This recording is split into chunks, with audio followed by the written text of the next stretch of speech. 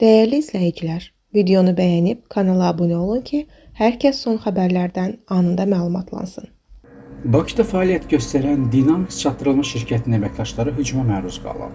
Bu barədə çatdırılmış şirkətindən məlumat verilib. Məlumata görə hadisə 19 martda saat 21:00-da çatdırılmış şirkətinin Nəsimi rayonunda yerləşən filialında baş verib.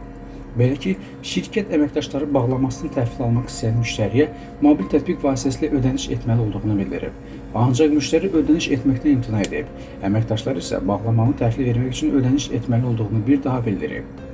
Daha sonra müştəri yanındakı xanımı filialdan uzaqlaşdırıb və əməkdaşları təhqir edib. Ardınca şirkətin əşyalarına zərər verib.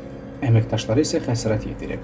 Hətta şirkət əməkdaşları olan Fədə Ələşrəfzadənin burun sümüyünü sındırdıqdan sonra hadisə yerindən uzaqlaşıb. Hadisə ilə bağlı şirkət hüquq mühafizə orqanlarına müraciət edib.